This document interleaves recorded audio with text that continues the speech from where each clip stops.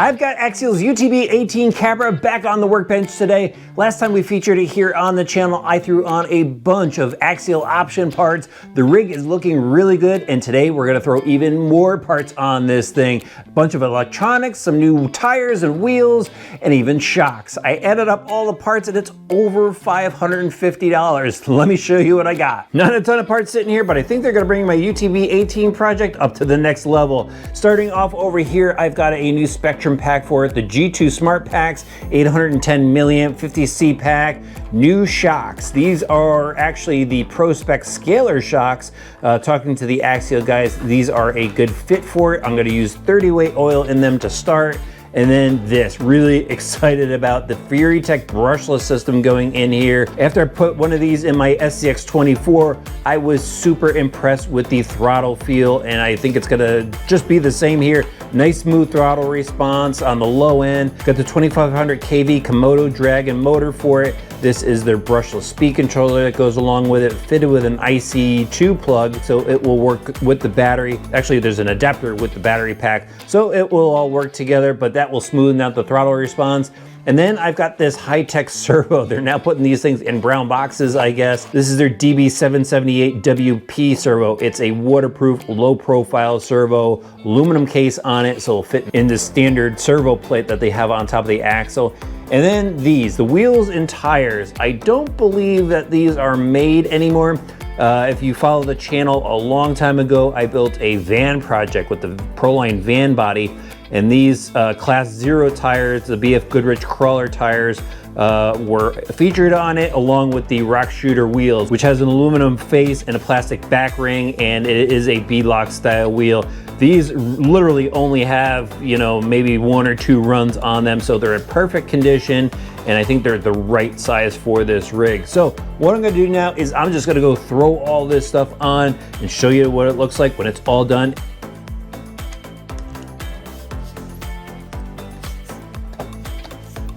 Later, stock tires. Now we'll lose these shocks.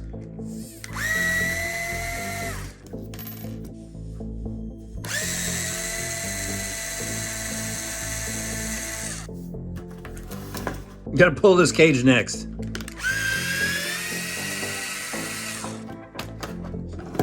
To get at that motor, we really need to remove the transmission.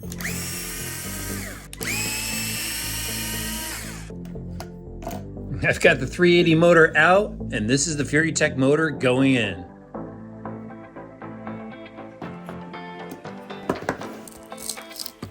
Got the speed controller mounted on the back plate, and that new wire that came with the speed controller actually works as a perfect extension wire. I forgot I had to add a receiver to this because I took out the stock system, so this SLT receiver fits right above the FuryTech ESC.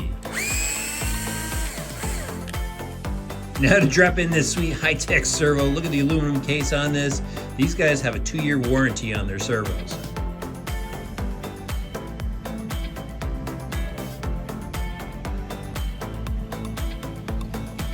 All the latest mods are installed on my UTB-18. Everything went in nice and smooth. Just a couple things to talk to you guys about. We'll start off with the FuryTech brushless system. That bolted in nice and easily. Just watch your wire position when you put the motor in so it doesn't hit anything. The speed controller I mounted on the back plate where the original speed controller was. I have the on-off switch in the on position all the time. I'm just gonna use my battery connector as the on-off switch. And then I had to go and put another radio system in because there was a 2-in-1. So I went with a Spectrum SLT system, put the receiver right above the speed controller in the back. There was just enough room for that, and wound up removing a lot of my LED lights.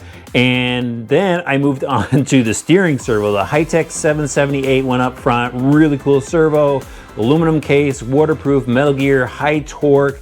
And because I was running this servo, it requires some more power, which the speed controller doesn't put enough out in order to power this thing. It just kind of browns out on you. So I went and threw a cheap BEC in that I found on Amazon, soldered that up to the main wires. Just remember when you put a BEC in that you have to remove the positive wire going into the receiver from the ESC. You don't want the ESC power anymore. So everything's powered powered up just fine. Then just one more thing about the servo. I still have the stock servo horn on there now, but I did swap out the plastic insert in the back for the splines to a metal insert that I had from TLR. Now onto the shocks. These are a little bit of a challenge because I wanted to get this thing a little bit lower, and I still don't have enough droop in it yet, but I'm still working on it. Here's what I did so far. These are the Proline ProScaler shocks. They're a 70 to 75 millimeter shock. I kept it with the lower ball end on the bottom. They have an extended one if you want to go raise it up a little bit, which I don't know why you'd want to do that. Anyway, threw 32.5 weight oil in the shocks and swapped out the springs. The springs that come with the Proline shocks, way too firm. So I put these stock springs that were on the axial shock onto this shock here, and then actually use the axial lower perches because it helped drop this spring down just a little bit more. It feels nice and soft. Again, I don't have that lower position that I want, that droop that I want out of the chassis, but it seems to be fine on the bench. We'll see how it works. Finally, threw on these Proline tires that I mentioned that I've had just sitting around, the nice rock shooter wheels, a lot of silver on it now that I see it on this kit, and then the Class 0 Proline tires, which are the Crawler TAs. I went and cleaned them up a little bit because it was just bothering me, but I think it looks pretty good. Let me know what you guys think about it in the comments section below. Now we just have to head outside and see how it drives. All right, so we're gonna do a quick test on the rock wall behind my house today. See how this thing does. Lots of throttle control now. Oh, look how buttery smooth that is. The weight helped keeping everything down. Plenty of traction from the tires. Servo's nice and smooth. I love it. Some great changes to this. Coming back through, this is a really tricky spot. That rear axle get hung up on that rock. Oh, we got it up and over. Just a little bit of axle clearance.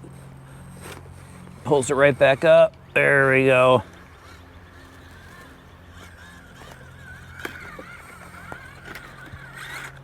High-sided. We need power. Got enough.